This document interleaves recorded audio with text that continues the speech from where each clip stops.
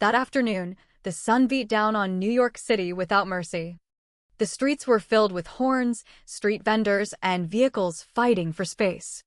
Amidst the chaos, a girl in a hoodie and jeans walked along the sidewalk near the Penn Station entrance. Her name was Rachel. A senior at a public high school in Queens, Rachel was on her way home from an SAT prep class.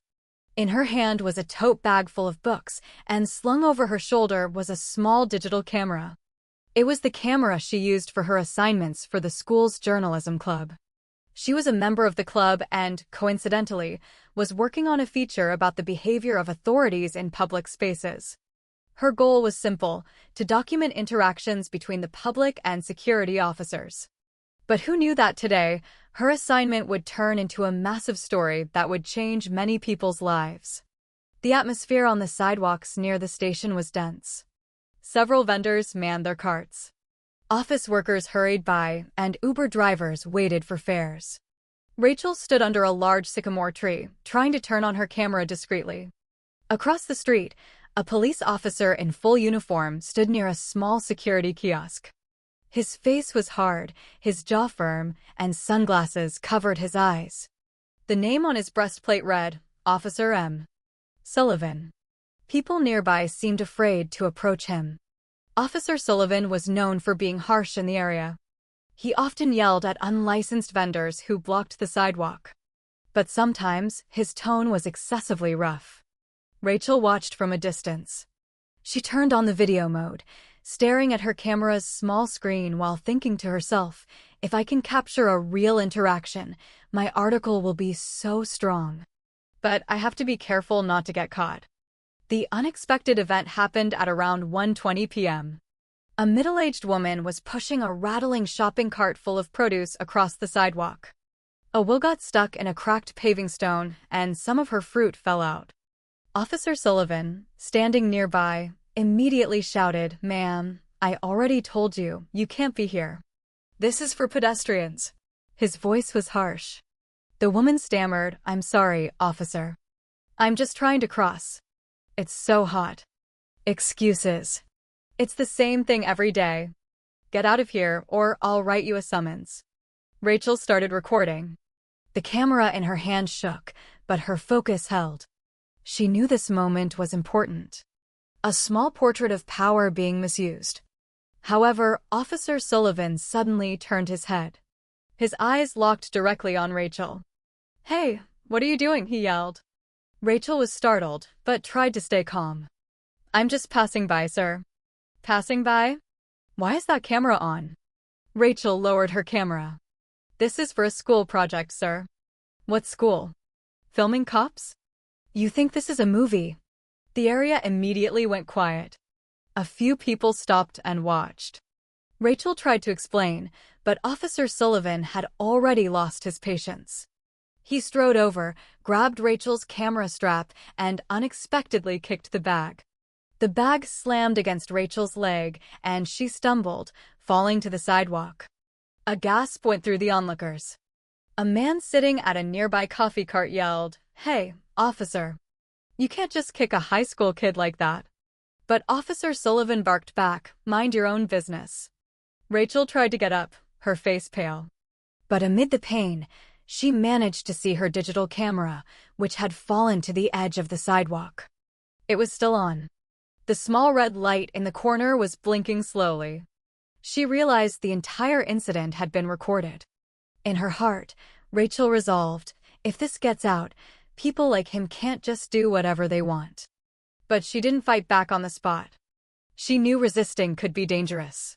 She just picked up her camera, looked Officer Sullivan in the eye with a flat expression, and walked away, holding back tears.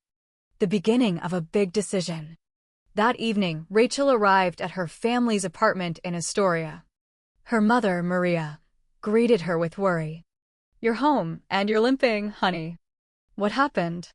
Rachel was silent for a moment, then showed her the video. "Look, Mom. This cop kicked me today." Maria watched the screen, her face filling with anger. "Oh my God. How could he? What did you do?" "Nothing, Mom. I was just filming him yelling at a vendor. And then he kicked me." Maria hugged her daughter. Her own tears fell. This world is getting crazier, honey. But you have to be careful. Don't mess with the authorities. Rachel nodded. But in her head, her resolve was strengthening. She opened her laptop, copied the file from her camera, and began writing a brief report. She didn't know how to file an official complaint, but she knew one thing: this video could not be lost. The next day at school. The next day, the atmosphere in the school's journalism club room was warm. Rachel arrived, still looking tired.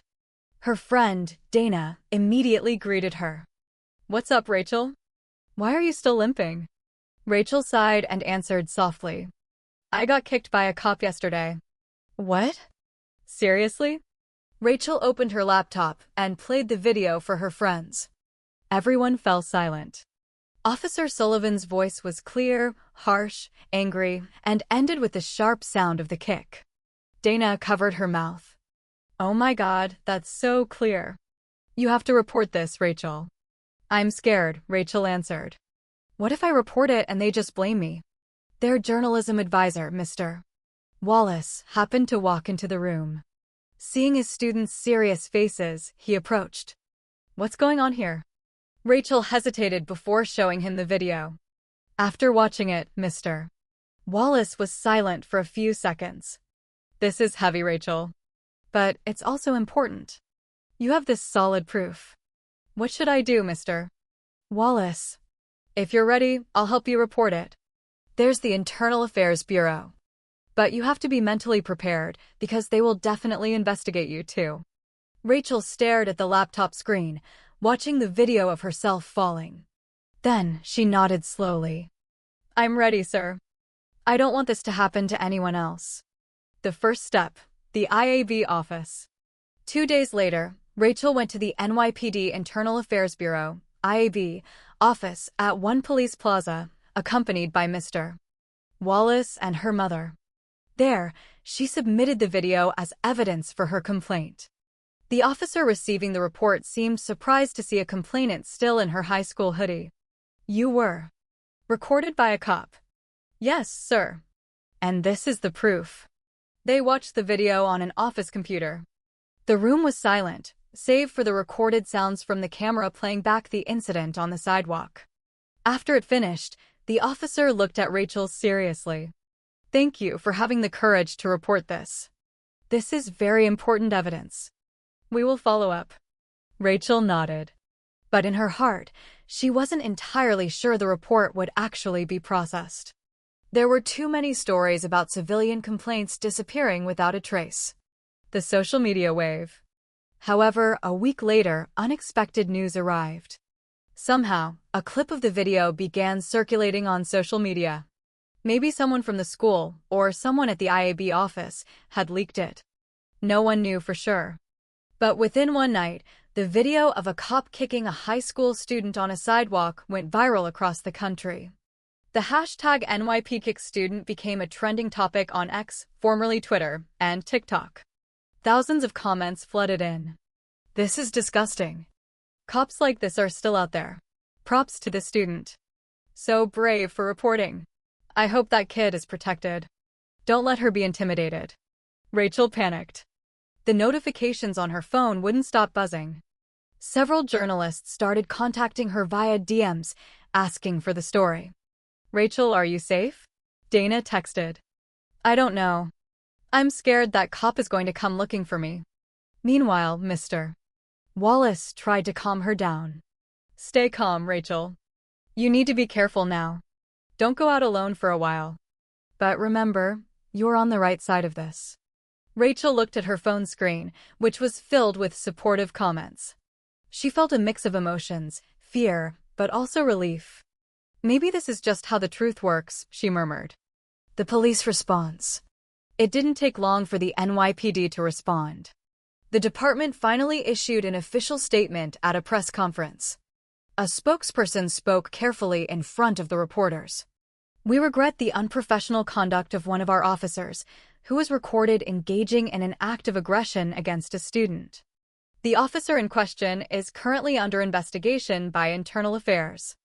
Officer Sullivan's name was immediately thrust into the spotlight. Reporters swarmed his house, but he refused to be interviewed. According to the news, he was temporarily reassigned to a desk job while awaiting his disciplinary hearing. Public pressure was immense. Follow-up videos emerged, showing several local residents testifying that Officer Sullivan was, indeed, often aggressive in that area. Meanwhile, Rachel remained silent to the media. She chose not to appear publicly, only writing one message on her private social media account: "I just want everyone to be treated fairly, no matter what uniform they wear."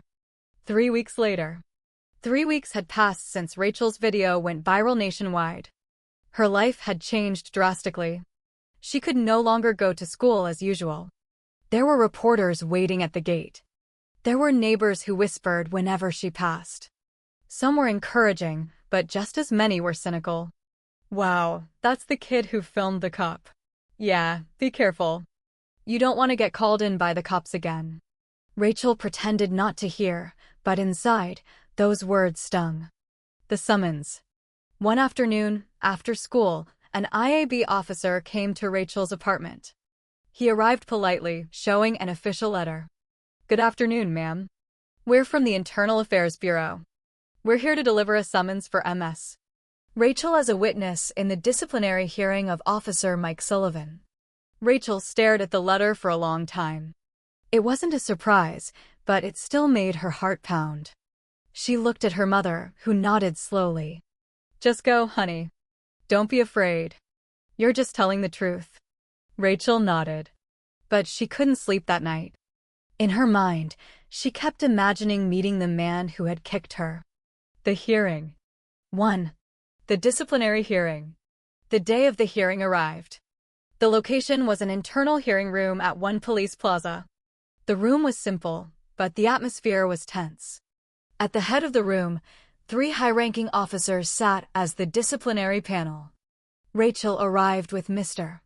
Wallace and her mother. She wore a simple blouse and jeans. Media cameras were not allowed inside, but several reporters waited in the hallway. On the other side of the room, Mike Sullivan sat with a blank expression. He looked older than the last time Rachel had seen him. His hair was messy, his eyes tired. He was in a simple collared shirt, his uniform stripped of all insignia, with a sign marking him as the subject of the hearing. The panel began the hearing. MS. Rachel, please explain the incident you experienced on August 4th on the sidewalk near Penn Station. Rachel's voice trembled but was firm. She recounted everything from start to finish, how she was filming, how the officer confronted the vendor, and how he finally kicked the bag, which struck her. After she finished, there was silence. One of the panel members asked, "Do you feel the officer's actions violated courtesy and police ethics?" "Yes, sir. Because I had done nothing wrong, and I wasn't threatening anyone. I was just recording for my school project." Mike Sullivan looked down. Then, suddenly, he spoke. "I snapped, sir. I was emotional because of pressure on the job. I didn't know she was recording for a school assignment." The panel stared at him seriously. "But you kicked a student. Can that be justified by pressure on the job?" There was no answer. Only the hum of the air conditioner. 2. The apology. The hearing lasted nearly 2 hours. After all the witnesses gave their testimony, the panel recessed to deliberate. Meanwhile, Rachel sat on a waiting bench with her mother. A moment later, Mike Sullivan slowly approached. "Kid," he said softly. Rachel looked at him cautiously. I want to apologize. I was angry that day, had a lot of family problems. But I shouldn't have taken it out on you." Tears streamed down Rachel's face, unstoppable. "I don't hate you, sir. I was just so disappointed. Because you're supposed to protect people, not hurt them." Mike Sullivan hung his head for a long time. "I know. I was way out of line." Maria, sitting next to Rachel, also looked at the man. "We forgive you. But I hope this never happens to any other child." The man nodded, his eyes red. "Thank you, ma'am." 3. The decision.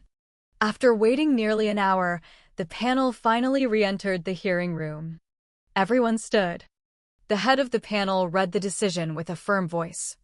After considering all witness testimony and the video evidence, the panel finds that Officer Mike Sullivan has been found guilty of a severe violation of the NYPD Code of Conduct. The room was silent. Rachel stared straight ahead.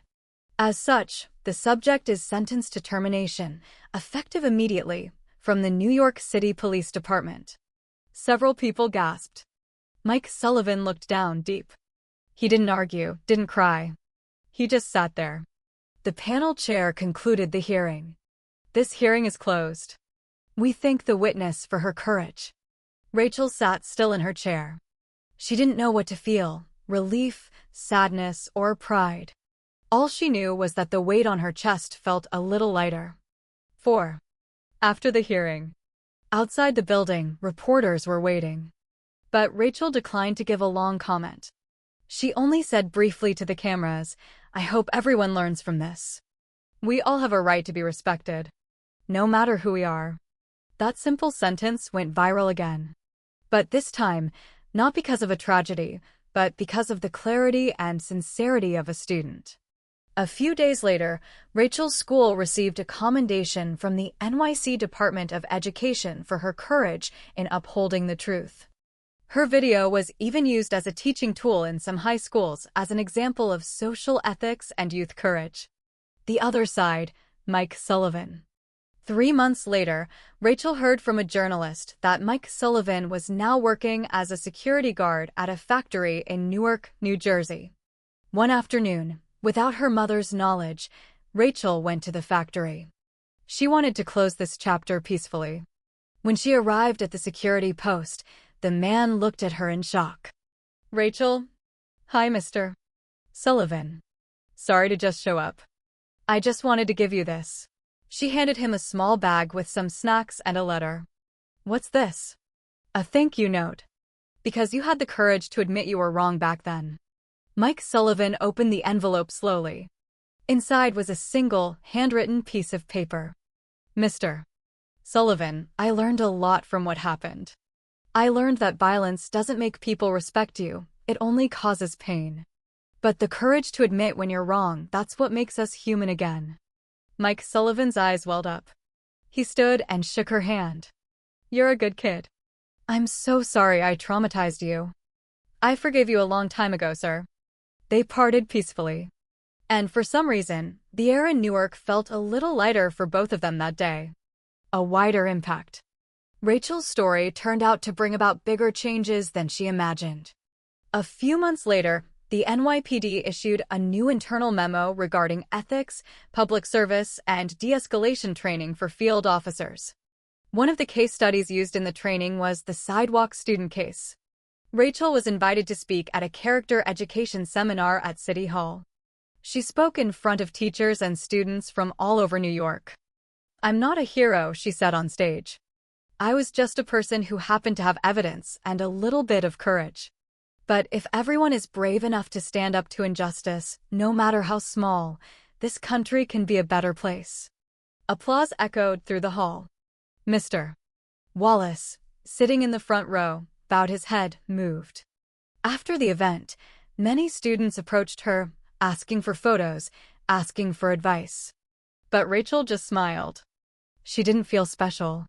She just wanted everyone to know that standing up for the truth wasn't a big deal, it was a matter of the heart. Closing. 8. On the same sidewalk, 1 year later, Rachel sat on a park bench near the spot where the incident happened. The sycamore tree was still standing, but the sidewalk was now repaired and clean. She held the same camera, but this time, it wasn't to film officers, but to photograph street vendors smiling under their umbrellas. A year had passed since the hearing that made Rachel's name known to so many. But that fame didn't come without a price. Since the incident, her life had been filled with new experiences. Some strengthened her, others tested her patience. Rachel was now a sophomore at Hunter College, CUNY, majoring in communications, but a shadow of the past remained. Sometimes, when she saw a police patrol car on the street, her breath still hitched. 1. Shadows of the past. That day, Rachel was heading to campus in an Uber. When the light turned red in front of a precinct, the driver stopped. On the sidewalk to the right, a group of police officers stood managing traffic. One of them yelled loudly at a driver who had crossed the line. His voice was loud, but this time it wasn't harsh, just firm and professional. But for Rachel, the sound echoed in her head. "Hey, what are you doing?" A voice from the past that wouldn't fade. She closed her eyes for a second. The Uber driver glanced back. "You okay, miss?" "Yeah, fine. Just a little headache." She took a deep breath, trying to calm herself. A year had passed, but sometimes the fear just surfaced. 2. Behind the stage, seminars. Rachel was now often invited to various seminars. In many schools, she was known as the student who stood up for justice. But behind the scenes, she often felt awkward. Once, at a campus event, the moderator introduced her to a long round of applause. "This is Rachel Miller, the student who dared to fight injustice and make a huge change." Rachel smiled politely. But in her heart, she muttered, "I'm not a hero. I'm just a person who got trapped in a situation that happened to be filmed." After the event, a freshman approached her. "Rachel, I really admire you. I was also wronged by an officer on the street once, but I was too scared to report it." "It's normal to be scared," Rachel answered softly. "But if you have proof and your intentions are right, don't stay silent. Find someone who can help you. Sometimes the truth needs a friend to stand with it." The student nodded slowly. Rachel looked at him and realized that even if she didn't feel like a hero, her courage had given others space to speak. 3. Unexpected news. One afternoon in March, Rachel received a text from an unknown number.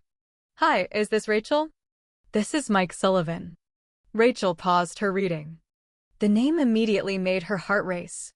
But she didn't feel afraid, just surprised. She replied briefly, "Hi, Mr.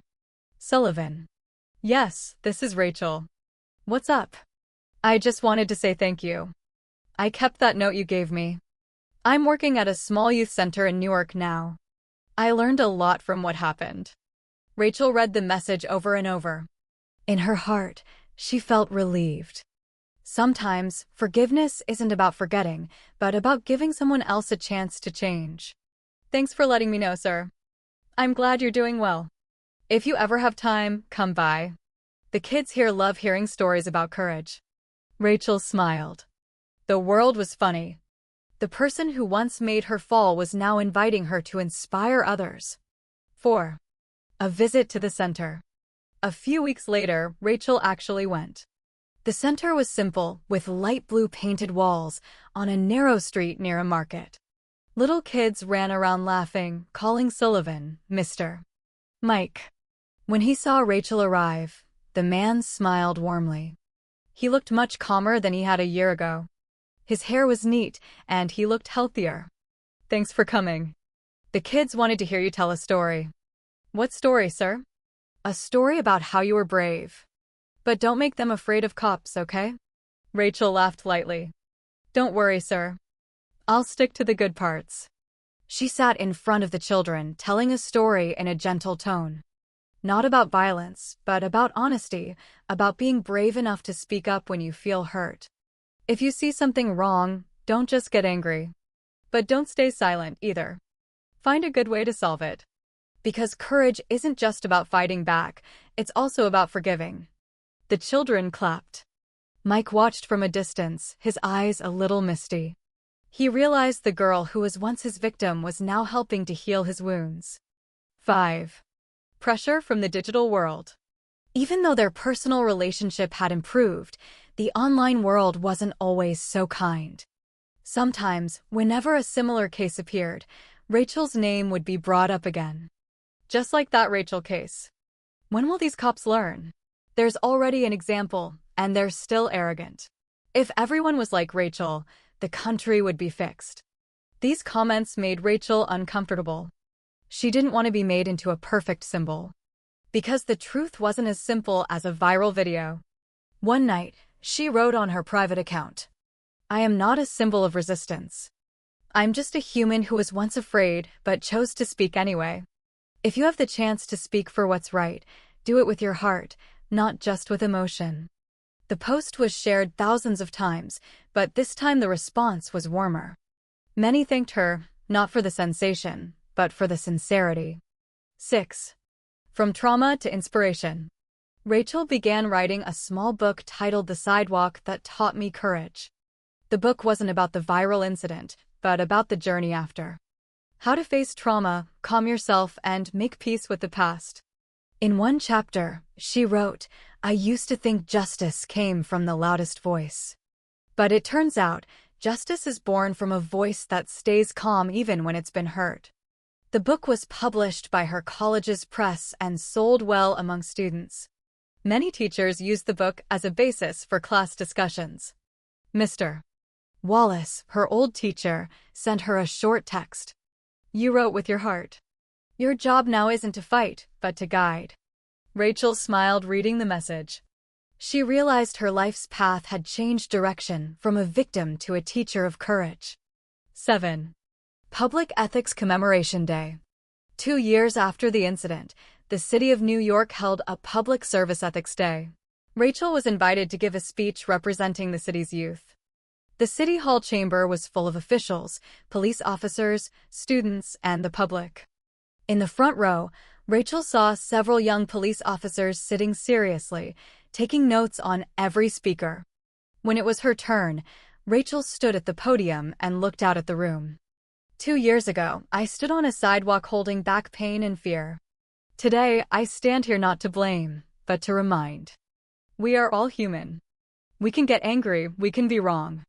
But when power is used without empathy, what grows is not respect, but fear. And a city whose citizens fear their protectors is not a healthy city. The room was silent, then a long applause echoed. Even some of the young officers stood and gave a small salute. Rachel bowed politely. She knew not all officers were bad, but she also knew that big changes often start from small incidents, like a step on a hot sidewalk 2 years ago. 8. Back to her roots. One weekend, Rachel took her mother on a trip to their hometown in Ohio. They hadn't been back in a long time, busy with life in New York. At their simple family home, Rachel sat on the porch, watching the evening sky. "Mom, I just realized everything that happened. It made me stronger." "Yes, honey. God gives us trials not to break us, but to build us up. But I'm also scared, Mom. What if I'm only remembered for being kicked by a cop, not for what I fought for?" Maria smiled. People may remember the incident. But what's more important is how you responded. You showed them how to fight back in the right way. That's what made people learn. Rachel looked at her mother for a long time. Tears fell, not of sadness, but of relief. 9. Letter from a young officer. A few months after the event at City Hall, Rachel received a letter in the mail. It was neat handwriting on official NYPD letterhead. "Dear MS. Miller, I am a new police officer. I read about your story during my ethics training. At first, I was ashamed because I used to think the public just liked to find fault with us. But after reading your story, I realized the public needs to be protected, not feared. Thank you for making us learn. I promise I will be a cop who protects people, not one who hurts them. Respectfully, Officer M. Pradana." Rachel stared at the letter for a long time. She smiled, then pinned the letter to the corkboard in her room. If one person changed because of this story, then none of it was in vain, she murmured. 10. A quiet end, 3 years later, Rachel. A few days after the video of the assault went viral, the atmosphere at the precinct was tense. Local and national media scrambled to cover the case that had tarnished the institution's name. Meanwhile, Officer Ryan, the cop who had kicked the student on the sidewalk, sat in the internal affairs room, his face pale. In front of him, a small television screen replayed the video that millions had already seen. You realize your actions not only violated discipline, but also disgraced your uniform. A cold voice from the IAB investigator slapped Ryan harder than anything. Ryan hung his head. His ego and arrogance seemed to be dragged out of him, one by one. There was no excuse that could justify his actions against a high school student who hadn't even done anything wrong. He ducked his head lower, remembering the girl's sharp gaze as she was kicked. It wasn't a look of fear, but of certainty. As if she knew something he didn't. Behind the figure of the girl named Layla. A few days later, a shocking fact was revealed. The girl he had kicked was no ordinary student. Her name was Layla Reed, 17, a senior at a prestigious prep school in Boston. But what many people didn't know was that Layla was the daughter of a U.S. congresswoman who actively fought for social justice issues. However, Layla was not a spoiled politician's child. Since she was little, her mother had always taught her not to rely on her father's position. She often participated in social activities in the city's outskirts, helping homeless kids and small vendors. That day, on the sidewalk where the incident occurred, Layla was helping an elderly woman selling pretzels whose cart was almost hit by a bike. That's why she didn't move immediately. And that's where the fatal misunderstanding occurred. The explosion of public reaction. After Layla's identity was revealed, social media erupted. The hashtags Justice for Layla and Fire the Arrogant Cop dominated trending topics for 3 days straight.